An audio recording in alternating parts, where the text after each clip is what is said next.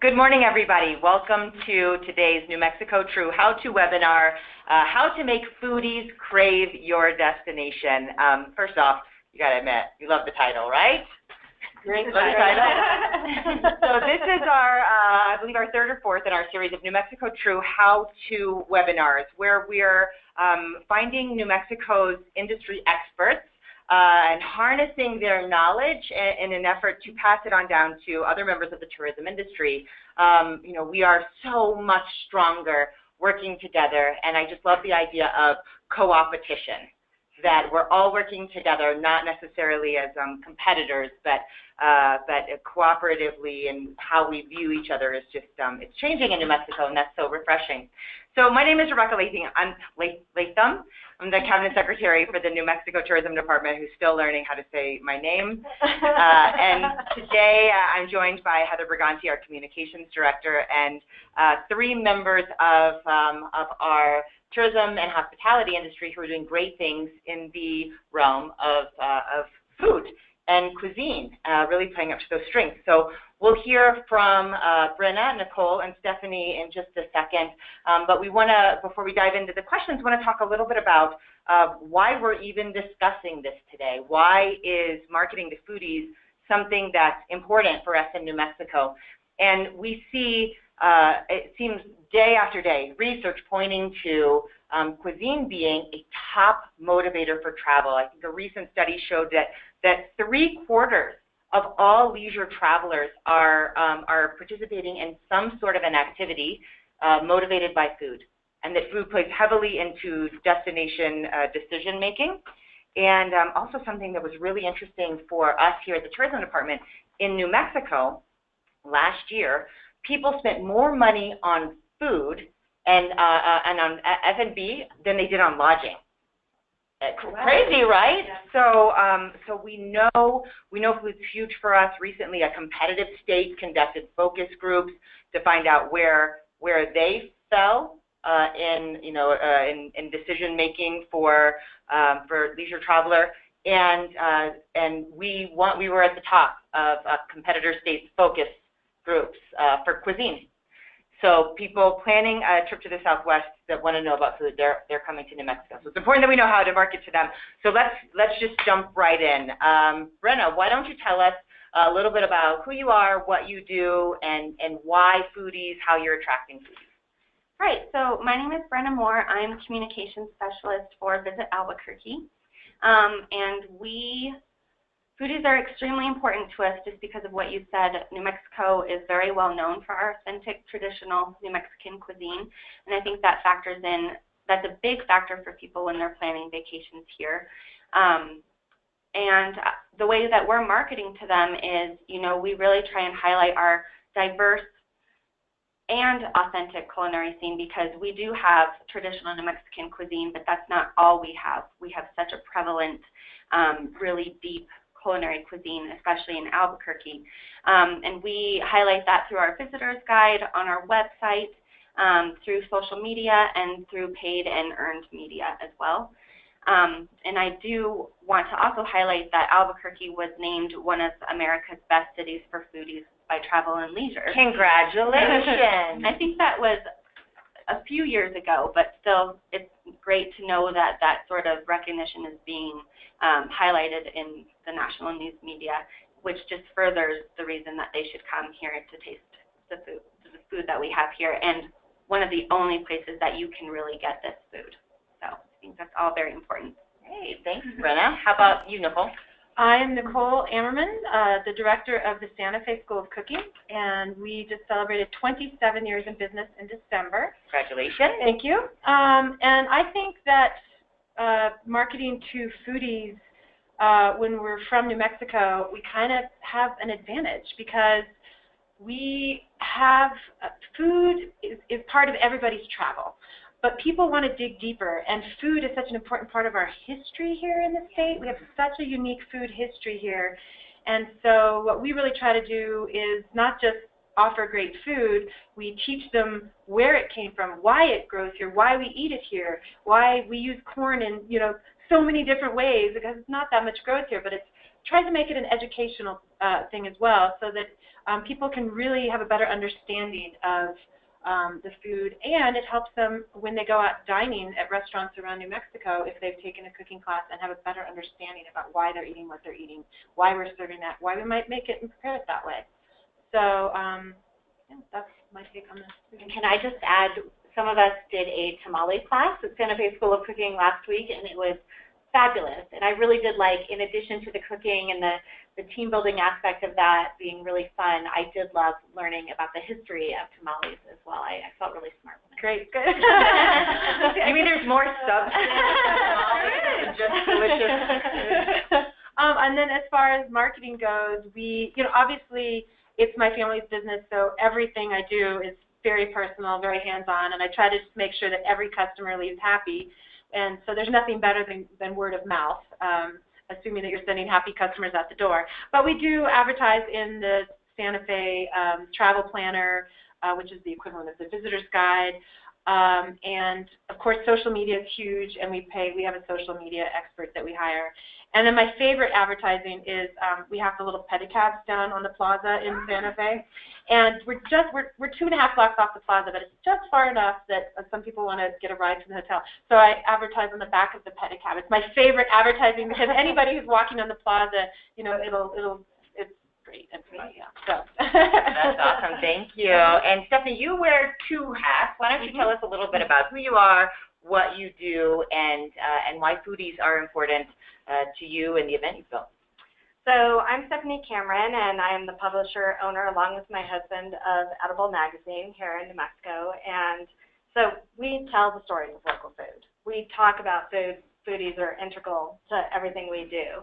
And as an offshoot of the magazine, we've started venturing out into doing events geared towards foodies and geared towards educating people about food in New Mexico and local food, not just necessarily the traditional New Mexican cuisine, but those ingredients being used in other ways. And one of those events is the Green Chili Cheeseburger Smackdown, which happens every fall here in Santa Fe. And then last year we launched the New Mexico Fermentation Festival, which will now be an annual event in Albuquerque.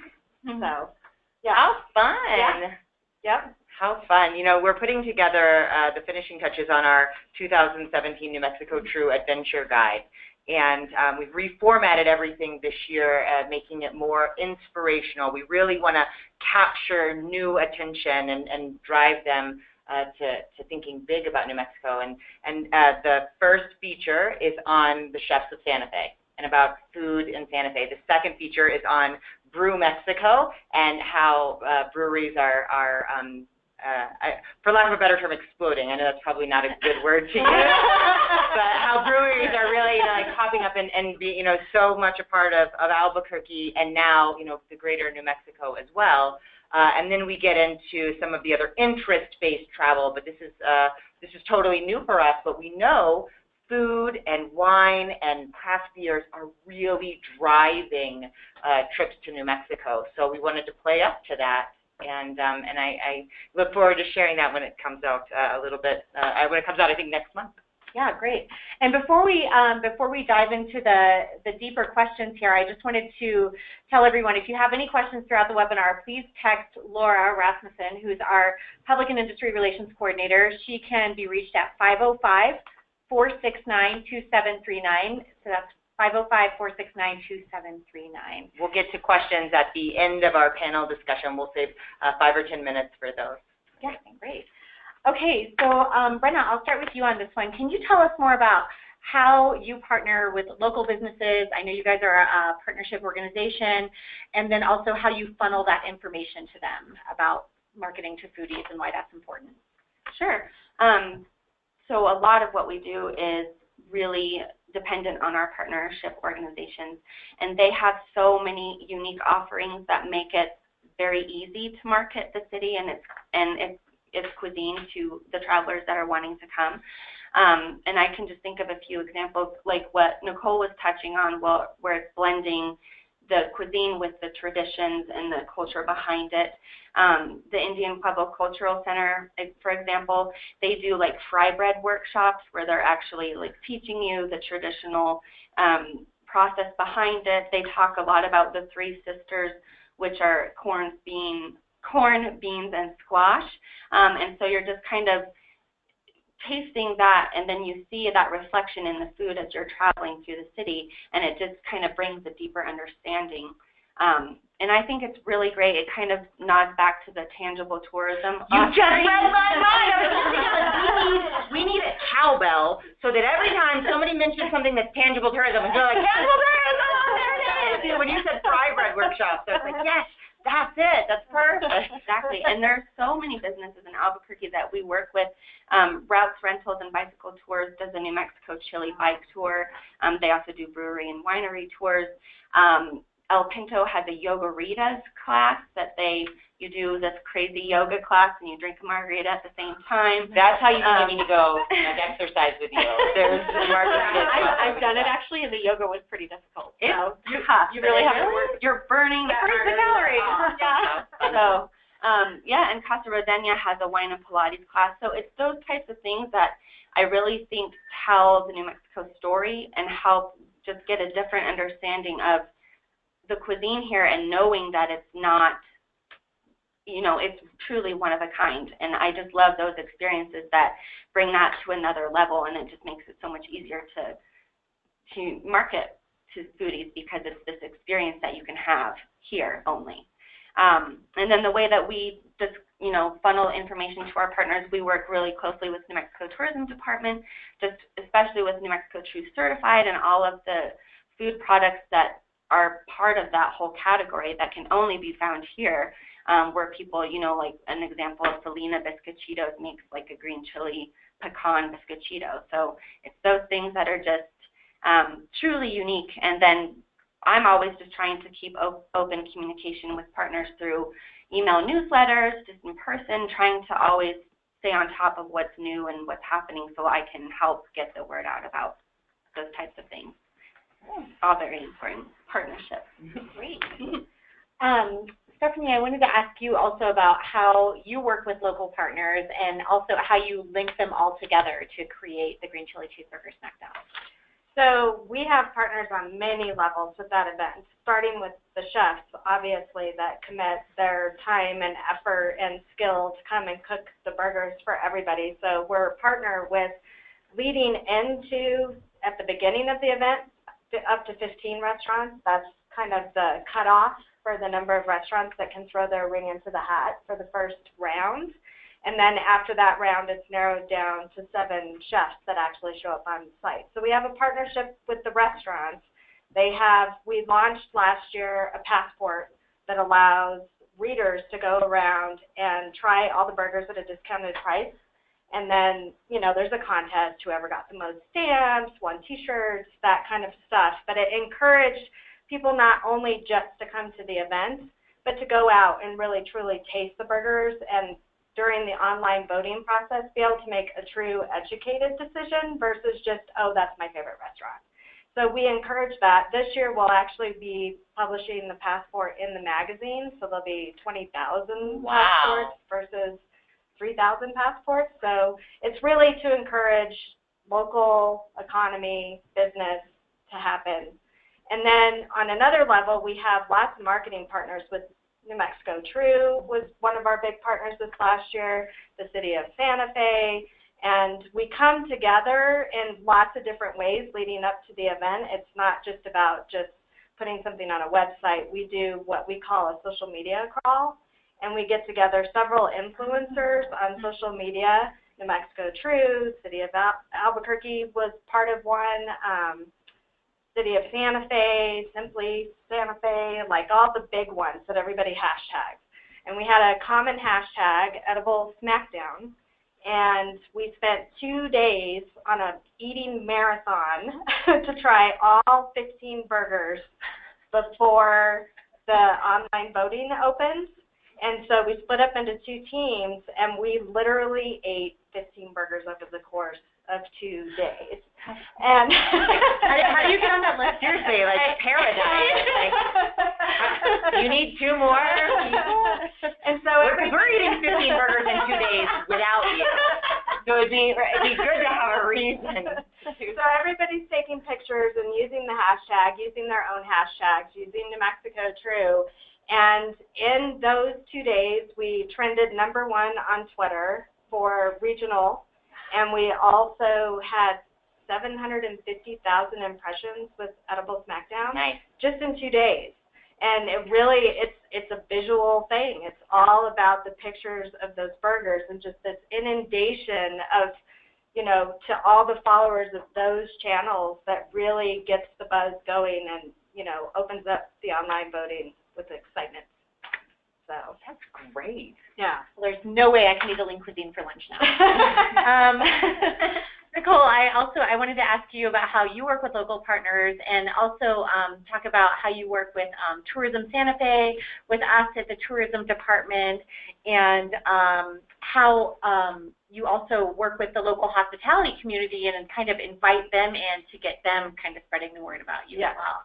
So that's your greatest marketing tool, is invite people in for free all the time. And this brings a whole new meaning to word of mouth. Yeah. I mean, really, if it's cuisine.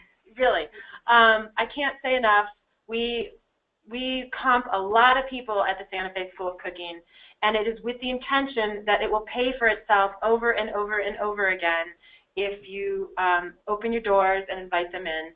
We work very closely with Tourism Santa Fe, and we always say yes if we're asked to do a FAM, a familiarization tour, for a group of writers or meeting planners.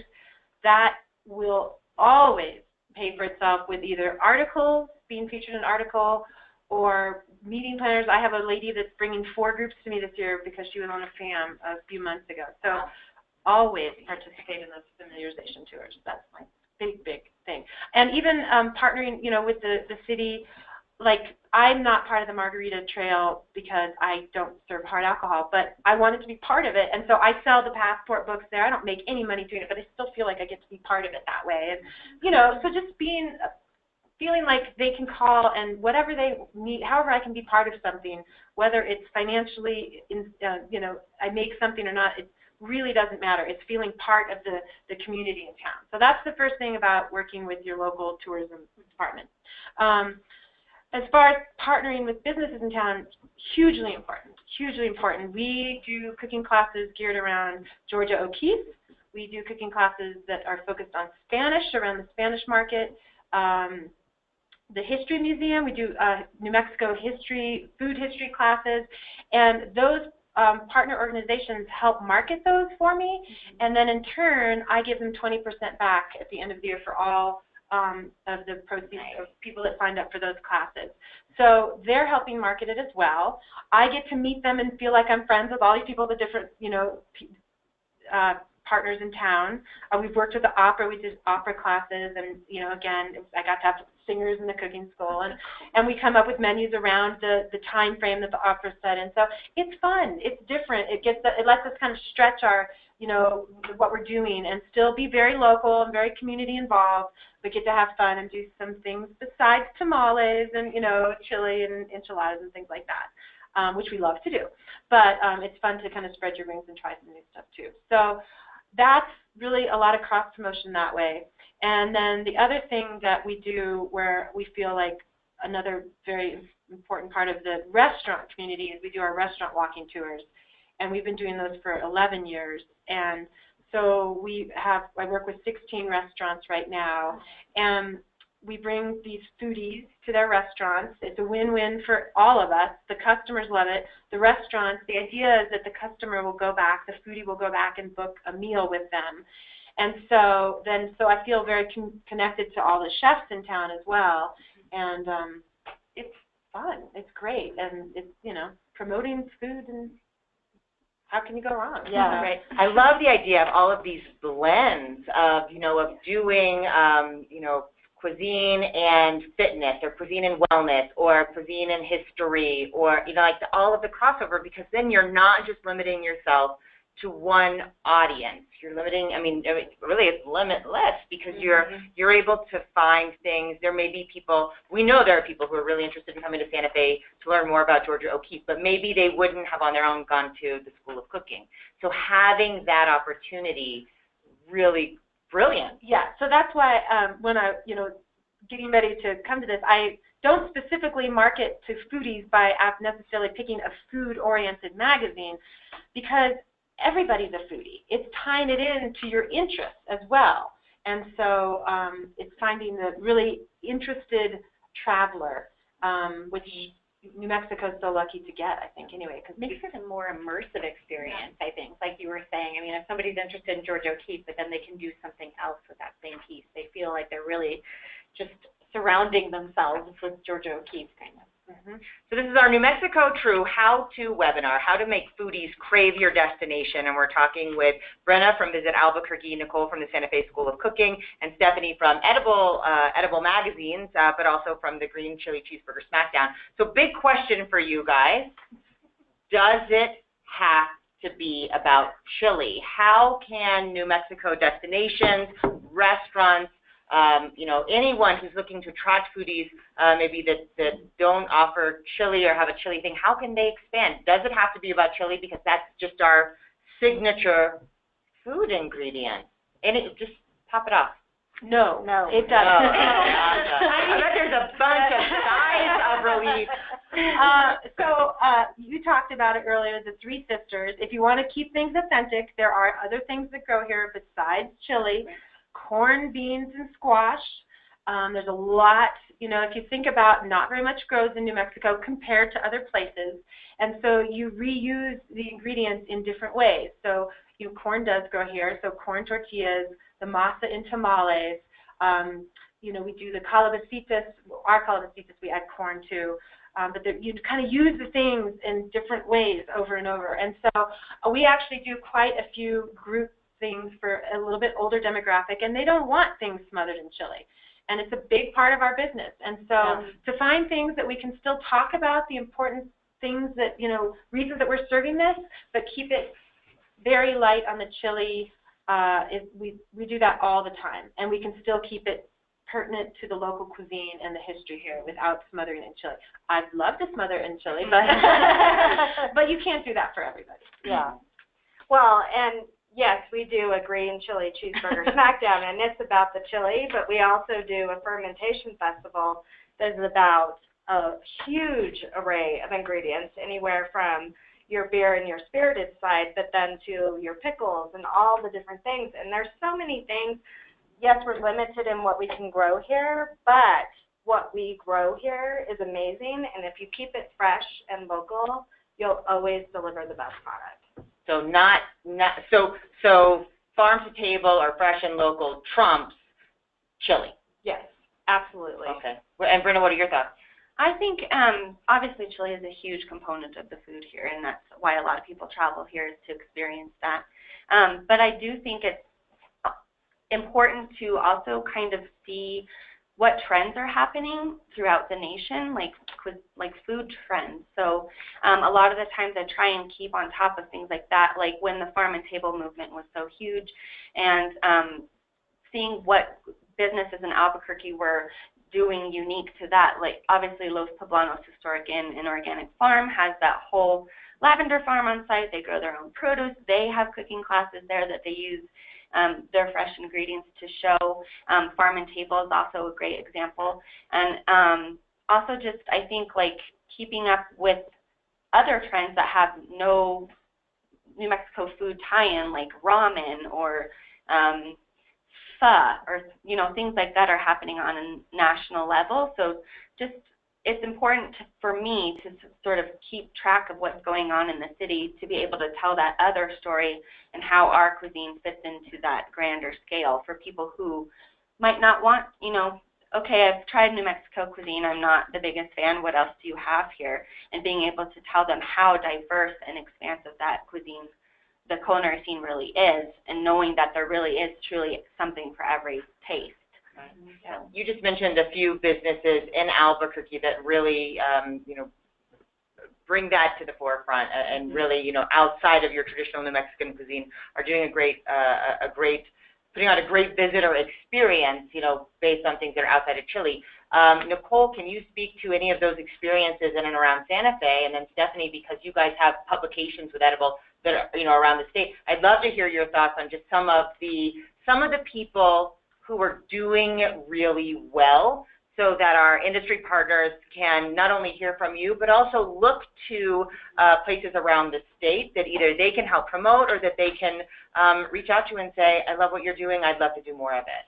Yeah, well, when I was listening to you, I realized when I'm, talking to people who are booking groups here, oftentimes they're actually not booked at a local New Mexican restaurant. It just struck me as you were talking about that. They come and the restaurants that really get a lot of the hype are, Coyote Cafe and Geronimo and the high-end restaurants that, started off as being contemporary Southwestern cuisine, and those are the places that a lot of the groups end up booking their dining experiences with. And I actually have to say, are you having any New Mexican food while you're here?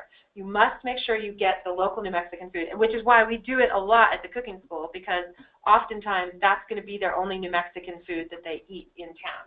So it is interesting. People still have, because I love New Mexican food, and I certainly wouldn't call it fine dining, experience. In fact, I tell people you shouldn't be paying more than whatever a plate, or you're either getting ripped off or it's not New Mexican. It's a down-home experience eating the chili and our local cuisine and the pozole and things.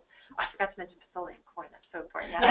Anyway, so we do a lot of the New Mexican food here, but I think that's kind of a strange thing in just talking this through with you guys, how somehow the high-end groups or the groups that are booking things are missing that local cuisine, and I think that's a missed opportunity, I think, for some of those restaurants. And so I think that's very interesting. That is, when we found, and Stephanie, I do want to hear about your take on restaurants and foodie experiences that are happening really well. But to that point, we've found recently that a lot of groups that are coming in I think meeting planners want to make them feel comfortable. Yes. And, a steak is comfortable, right, or chicken or a fish, but, things are comfortable.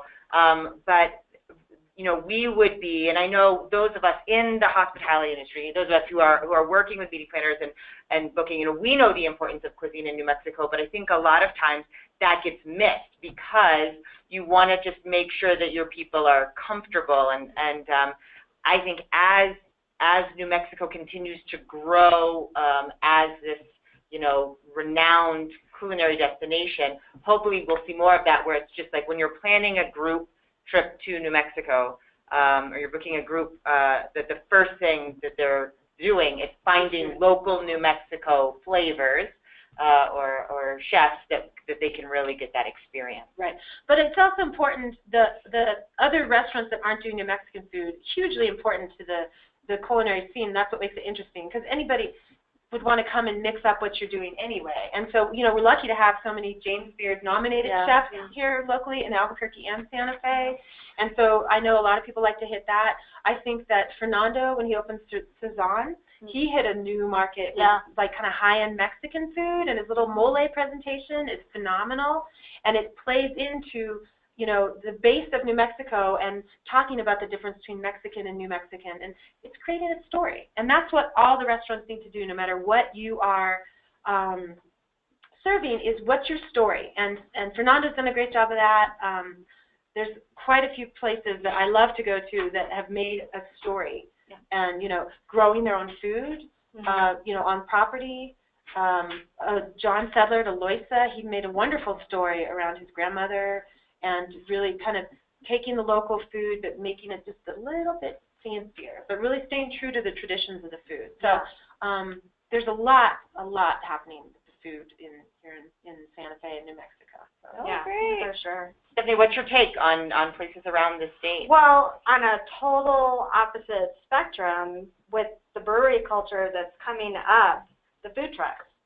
And not just being a taco truck anymore, or the roach coach, or the lovely names that have been given to some of them. There are really some phenomenal food trucks, and just about any kind of cuisine that you want.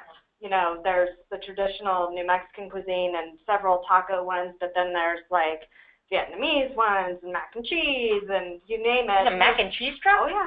There's a mac and cheese truck. I've got to get out of the office. And then Green Jeans is another great example of a destination where you actually get the opportunity to choose between 10 different food options while you enjoy your beer or local spirit. So I think there's a lot of really innovative things going on around food. And to Nicole's point, it really is about creating a story, no matter what that story is. It's about having something to, come through, and what you're doing, people will fall in love with you and be endeared to you if there's a story there. That's so neat. And everybody has a story. You don't have to make it up. You just got to find it. Great. Well, I know Heather and I were talking earlier about some of the things the destinations around the state have done, and how other folks have been really promoting cuisine and are just doing it well. Yeah, I mean, of course, I know you talked about Santa Fe's Margarita Trail, which has been really successful in its first year, and in Las Cruces they do the Hall of Flame Green Chili Trail. So it's something that's pretty easy to do. I think joining local partners together at a local level. So I think that's important to note. I also want to give a shout out to a couple of culinary experiences in the southern part of the state. First of all, I think Pecan Grill and Brewery in Las Cruces is doing it really well. Again, pecan's not something that's traditionally expected in New Mexican cuisine, maybe, especially from an outsider's perspective, but they're putting it in beer, and then they're putting it, as part of the breading on their chili rellenos. I mean, they're kind of incorporating those into a lot of different things, and I love what they're doing.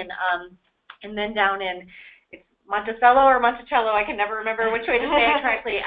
The Darlingtons have an incredible balsamic vinegar farm down there, and I mean, they're making balsamic vinegar that's being sold in restaurants in Napa and New York City, for really high prices at really nice restaurants. But it's like they're trying to grow a visitor experience down there too, to showcase their products. So really exciting. If you have any questions that surface while we're having our panel, we're going to get to Q&A section of the webinar at the end. You can text your questions to Laura at 505-469-2739.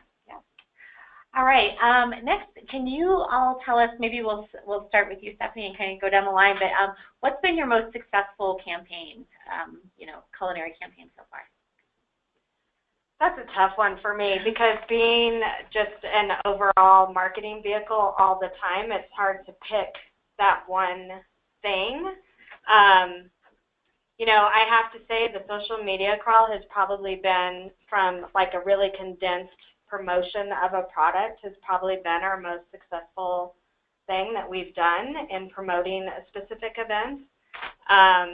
Our fermentation festival last year it actually kind of like took my breath away how well received it was and how many people wanted it.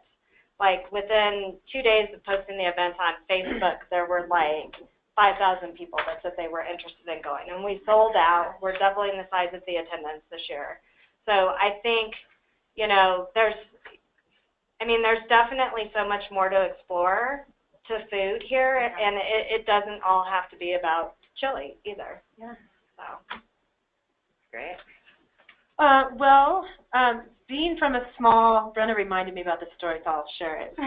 But coming from a small family-run business, which I'm assuming that many of the people watching this are in the same boat, I really want to share the advice and the story of, it's a gift. You don't have to go through a lot of bureaucracy to try out new ideas and kind of share your story. And so I always tease people when I try to introduce all the classes and restaurant walking tours and things that we do personally, so that they can see the personal connection in the business. And I always tell the story when I start the restaurant walking tours that, oh yeah, you can have an idea and you just try it out, and if it works, awesome, great.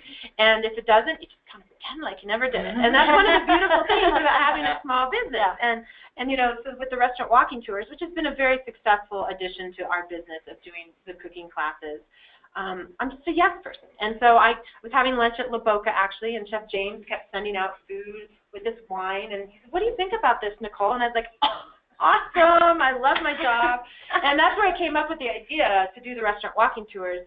The guests actually get to meet the chefs and So it's promoting these restaurants and these chefs, and it's a real personal behind-the-scenes look for the guests, too. So that's been a really great promotion for us, for the restaurants. The visitors love it. Everybody wins. But that being said, I've had plenty of ideas that are like, oh, let's not do that again. And actually, I love that Brenna, so one of my ideas a while ago is I really think we should, be promoting the outdoor element of Santa Fe, Albuquerque too. I was just talking to my husband about that yesterday. But Santa Fe, I think it can be pushed more. And so I came up with the concept of a guided hike in the mountains and then a nice catered lunch in the mountains afterwards. And I did them for about a year, and you were one of my guests on there to promote, to help spread the word. Yeah, a long time ago. But it was just a lot of work, and it wasn't worth continuing on. But the idea, I just want to encourage people to try it, try it, do it. And that's one of the great things about having a small business is you don't have to go through a lot of red tape to try it out. And if it works, then you've just hit the jackpot. And if it doesn't, don't worry about it, So I tried to do day-long, culinary trips through northern New Mexico, too, where you visited a winery and a farm, and it's real hands-on and intimate. But the price of the transportation for the day just didn't pay for itself. So you learn these lessons along the way, and it's fun. It's all fun and learning. That's, keep it fun for you, too. If it's fun for you, then it's going to be fun for your guests. That's one of my big pieces of advice. I love to go to work every day. It's really fun. I would love that, too. Yeah, and we need to talk more about how it is that when you go out to lunch, the chefs are just showering you with food and wine. Yeah. That sounds... Come hang out. I would love work. Well, I do love work, but I'd love your work, too. A lot of the chefs in Santa Fe have actually taught at the cooking school. I mean, we've been open 27 years. Yeah. So a lot of them have been instructors there. James was an instructor back in the early days. Cheryl Jameson was an instructor when we first opened. So it's just because we're old. Yeah. See you, Gray. Brenna, what about you guys for a successful marketing campaign? I think of one comes to my mind was we did a culinary influencer press trip last March called True ABQ Flavors, and it sort of tied in with New Mexico's culinary influencer trip, which was New Mexico NM True Flavors, and that was sort of just to highlight the amazing culinary scene in New Mexico.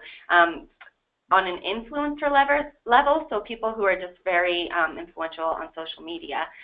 So we invited a lot of, I think it was a group of 6, and we just had them come to Albuquerque and had all these different experiences planned, a lot where it was, talk about the culture in the food, the fitness in the food, just sort of giving them those experiences. And that generated, I think it was 2.5 million impressions on Twitter and 2 million on Instagram. And that's something that was just really cool to see, especially because so much of it is expressed visually, as in addition to how it tastes, but how it looks. And I think New Mexico is perfect for showcasing that. And it's just so many people now want to take pictures of their food before they eat it, and it's like a different way to experience it. But I thought that was really a great campaign, and I think we're going to talk more about social media because I think some people think that might be unattainable, but there are ways to work with your local community, people that are highly engaged on social media in your area, and partnering with them to get the word out about what's unique in your area can help so much, and that that doesn't take any sort of monetary involvement. It can all just be partnerships and collaboration to get the news out. So I think that was one that was really successful for us, and then just again, just always trying to highlight those experiences and what can be found here. That's a really good transition. And wait, before we move on, Nicole, did you have something else? I wanted to say something else too. We're very lucky to have New Mexico True. I think you guys have done. I think it's an amazing. No, I'm really. New Mexico's this is an amazing campaign, and there's a lot of ways that people can participate without paying money. Yes. And I will say that I did a New Mexico True. It was a little seminar last year. There was 10 of us to learn how we could make the most of the campaign of New Mexico True. And there's a lot you can do that's not doesn't cost you money. Yeah. Like Right. being part of New Mexico True makes New Mexico True stronger, and it helps you. Yep. And the same with our, City of Santa Fe tourism. They do a great job, and there's a lot that you can participate with your local, town that it's free.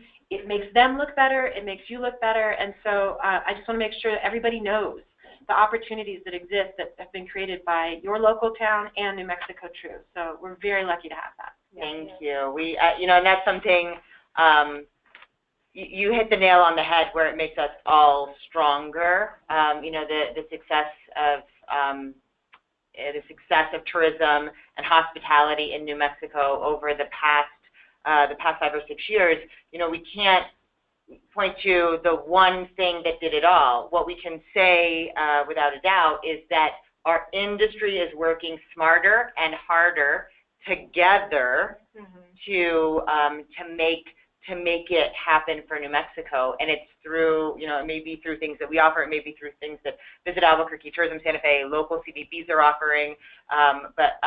There's a sense of togetherness that, I've been a member of this tourism industry for 13, 14 years, a sense of togetherness that I feel is stronger now than it has been in the past.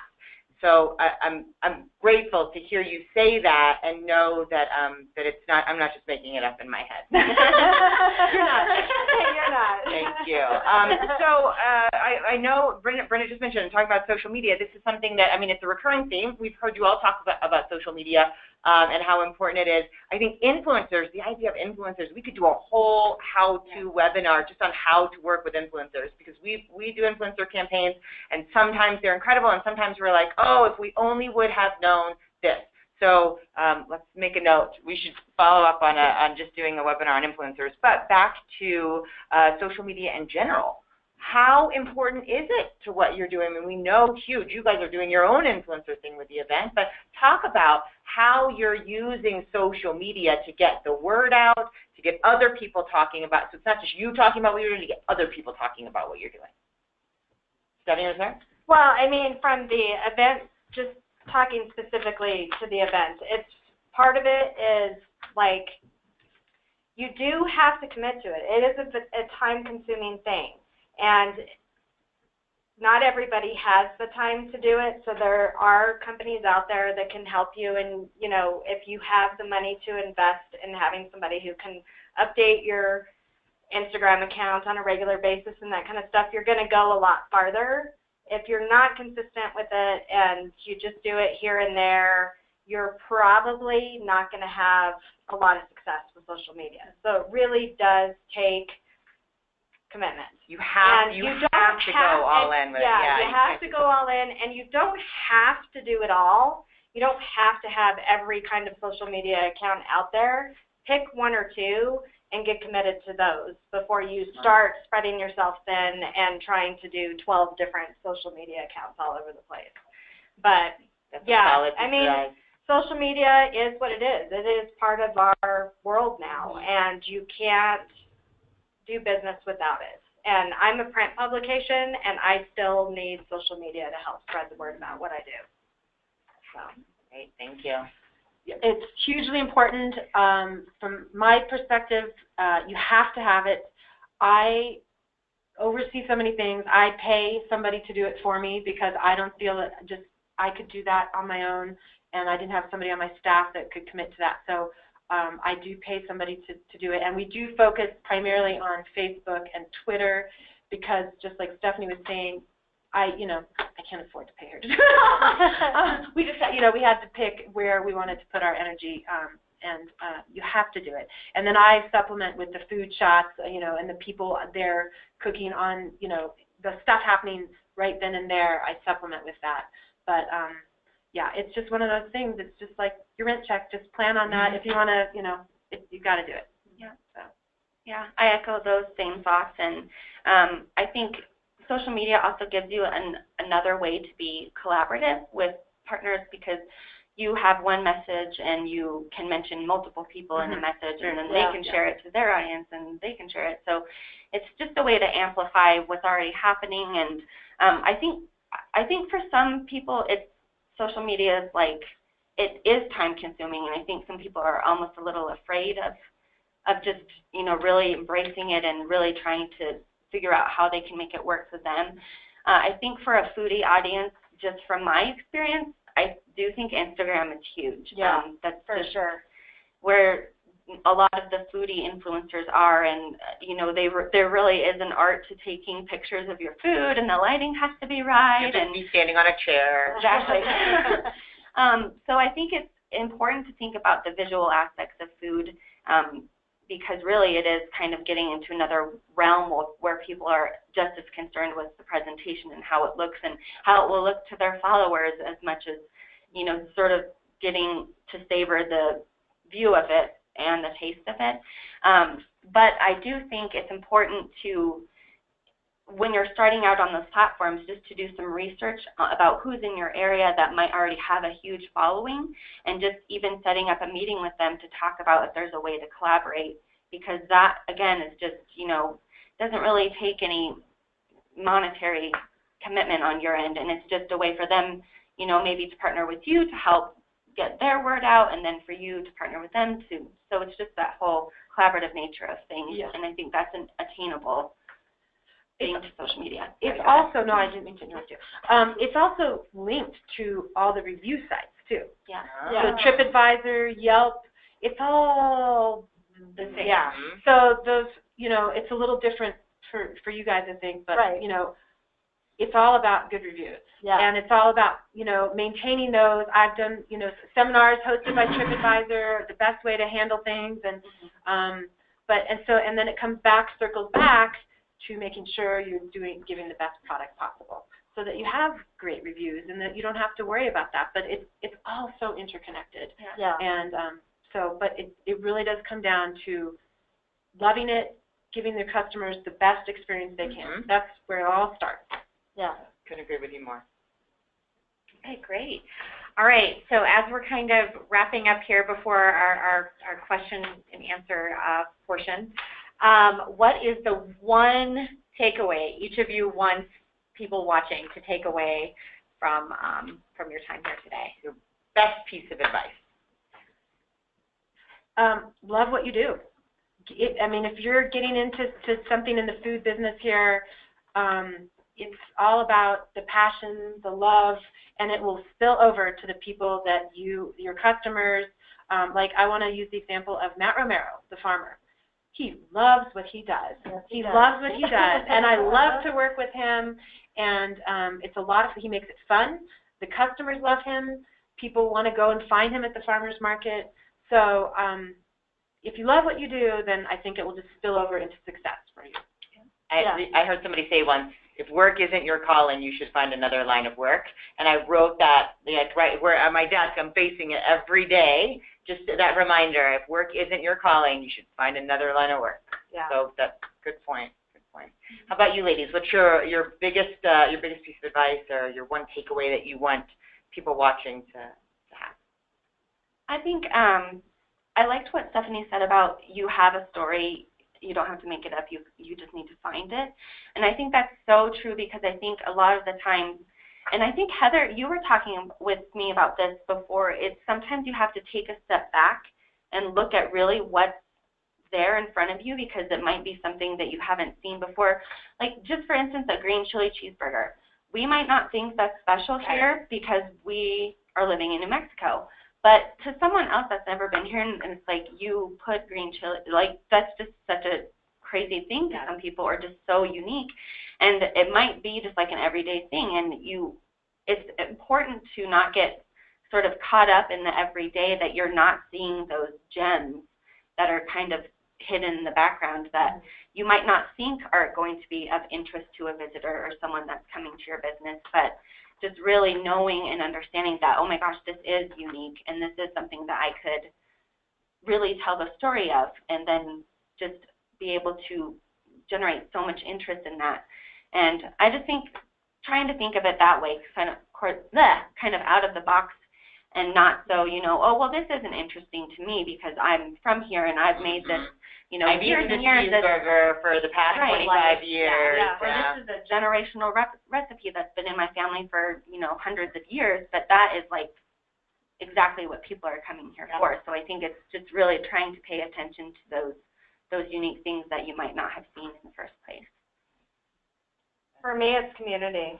I mean, it's really about not standing alone, and it's finding those community partners, whether it's, you know, on a tourism aspect and working with the state and working with the city and working with your local chambers and that kind of stuff, but also the people in your neighborhood. And, you know, for us, the magazine has always been about community and building those relationships between whether it's chefs and farmers or the foodie and the restaurant or whatever it is. It really is about, and especially in this day and age and the way things are tumultuous, you know, out in the world, community makes us all stronger. And, you know, don't stand alone. Reach out and find those people that are going to enhance what you're doing. What about you? Do you have any advice? Yeah, I'm going to answer my own question. Did you do that so that you could answer your own? You're like, thank you for asking. So one of the things I was thinking about that would be a great takeaway for everyone when we were planning this webinar is to just remind people that we have created some really amazing culinary trails, and those are great marketing assets. So look at the places in your community that are on the Breakfast Burrito Byway, on the Green Chili Cheeseburger Trail, and on the Culinary Treasures Trail. We even have on the Ale Trail. Ale Trail, Wine Trail. We even have a chocolate trail. I mean, we have so many trails. So I think those are great places to start and say, you know, say to someone, did you know that we have a spot on here that's on the New Mexico True Green Chili Cheeseburger Trail? Because that means something to somebody. It's really interesting. And the Cheeseburger Trail itself has gotten so much great publicity. Like, it was voted the #1 food trail in the U.S. by USA Today's 10 Best Readers' Choice. And last year it was named one of the 16 things to do in 2016 by CNN.com. And I think we're maybe getting prepped to even get some more attention for it, because there's going to be a bill introduced this legislative session that is proposing to name the Green Chili Cheeseburger the official hamburger of the state of New Mexico. So we have our official stone, official neckwear, official question. We have an official answer. Representative Matthew McQueen from Santa Fe is introducing a bill to designate the Green Chili Cheeseburger. That's a good point. So it's an opportunity again for us to all start piggybacking off of the Green Chili Cheeseburger Trail. I also think too, Nicole, you mentioned New Mexico True, and Stephanie, we've talked a little bit about hashtags. Anytime you're hashtagging or doing social media, I think using hashtag New Mexico True is, really, people go to Instagram and just look up hashtag New Mexico True, just to see what's new and what other people are saying. So the best way to piggyback off of the built-in interest for those, I feel like we're over 180,000 photos now on Instagram, maybe more than that. The best way to leverage the attention that stream is getting is to start using the hashtag yourself on Twitter and on Instagram, so that your business, your food, your culinary offering is seen as other people are searching. So this has been so fun. My stomach is. I'm so hungry. Really, Heather's. All right, we want to make sure that we have a chance to answer some of the questions that have come in. So voice from above, we'll ask Laura for the next. Let's see, we've got about 5 or 6 minutes left. What questions have you got? So this is a two-part question. The first is, what are your recommendations for amping up foodie tourism in a small town? And then they follow up with wanting to know a little bit more about partnering with New Mexico True for culinary restaurants or products. Great. Small town foodie tourism. Who wants to take it? I guess I would start with finding the culinary things of interest in your town, and identifying them, meeting with the people. And I don't know if you're trying to put together a little path in your small town, but I know here in Santa Fe, one of the things we haven't talked about is even the chocolate makers have come together. These are people, they're not, I guess you could think of them as competitors, but they're not. They've made themselves stronger by making a little chocolate trail through Santa Fe. So that's what you need to do, is identify the things and make your own little culinary trail through your community. There's going to be great stories there. They're everywhere. Right. Yeah. That just reminded me too. I was in Carlsbad for Christmas on the Pecos, and I'm a barbecue junkie. I love barbecue, and I had and we did not plan this. We've been to one restaurant before that they were closed the evening we were there. So we went to a new barbecue joint that's across the street. I think probably on the southern part of town, and you wouldn't think of barbecue as being like something, oh, New Mexico's got the best barbecue. This was the best barbecue I've ever had in Carlsbad, and being able to just promote that. I mean, good food is good food. Yes, that's exactly right. It doesn't have to be chili or corn. It's in New Mexico. If it's in New Mexico, it is local. It's, this is our story. So grab it and run with it. So. Yeah. Any other suggestions for small town foodie tourism or thoughts about partnering with New Mexico True in your rural communities? I just want to say, I personally, such a random thing, but that time that we drove through Tatum and had the best chicken fried steak fingers dipped in gravy and apple pie. Yeah, we ate it all. Sorry. But I have been able to pitch that little teeny tiny restaurant. Is it the Bobcat, the Wildcat, the Coyote? It's an animal cafe, some animal. Yeah, or steakhouse cafe. There might be an animal on it, though. Maybe that's what it is. But I remember seeing the profile of an animal. It's amazing. So every time I talk about southeastern New Mexico, I work in that culinary gem because it's such a special spot. So, I mean, not a lot of people think, Tatum's not got Disneyland in its backyard or anything, but I mean, it has steak fingers and great apple pie. So yeah, amen. That's a great point. And one more thing, and just for the small town tourism thing, in addition to finding what's good and running with it, and finding out what else people are doing in that community that you can maybe partner with to to get that experience. So it's maybe not just a culinary experience; it's a culinary and history, like we've been talking about. So looking beyond just the culinary to how else you could maybe elevate that to another level using different businesses that are in your town, too. Okay. And let us know. We tell the stories of local food all over New Mexico. You do a wonderful job. Let us know. We talk about small towns. We don't just talk about Santa Fe, Albuquerque, and Taos. So do something on the steak fingers. Great. We want to make sure that you guys each have the chance to give some follow-up information for you. I know there was also a question that came in about where your visitors are coming from. If they're coming from out of state, do any of you want to talk about that? I mean, is this are you able to track it? Yeah, the drive-in market noticeably more and more in the last few years. Colorado, of course Texas, and we always ask people when we do a class where they're from, and oddly enough, we have been getting more and more classes with no Texans, which I love the Texans coming in. But if you can drive here, that's our biggest market. Arizona, Utah, we have a strong following from Utah. So those are the biggest markets for us. I met a woman in your class last week who was from New York City, and that was her second class she had taken that week at Santa Fe School of Cooking. So Yum. All right, Brenna, how do people follow up with you if they have any other questions? You can always find anything about Visit Albuquerque on our website, visitabq.org. And if anyone wants to email me, my email address is more, MOORE, @visitabq.org. Thank you. Nicole? You can find out more about the Santa Fe School of Cooking at santafeschoolofcooking.com, and you can reach me at Cookin, which is without a G, COOKIN just trouble is all it is actually. Cookin at nets.com, nets.com, and I'm happy to answer any questions for anybody. And you can find us on our newly launched website, ediblenm.com. ediblenm.com, and you can reach me at Stephanie at ediblesantafe.com. Great. That brings us a perfect transition, actually, to the end of our how to make foodies crave your destination, our how-to webinar.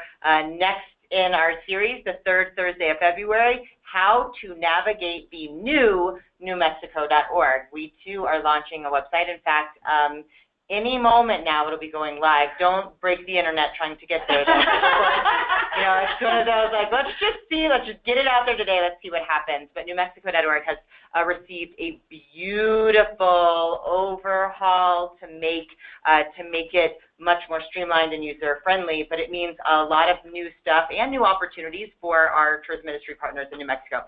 So join us the third Thursday of February for How to Navigate the New NewMexico.org. The third Thursday of March, we'll be talking about how to work with media. So thanks so much. This webinar will be posted online at our industry site, which will have a new URL, again, any moment now. I believe it's going to be newmexico.org/industry, but you should still be able to get there from nmtourism.org. Ladies, thank you. Thank you so much. That was a lot of fun. It's been fun. Thank you. And thank you all for joining us, and we look forward to seeing you hopefully next week at the Trends Conference. Enjoy your week. Bye.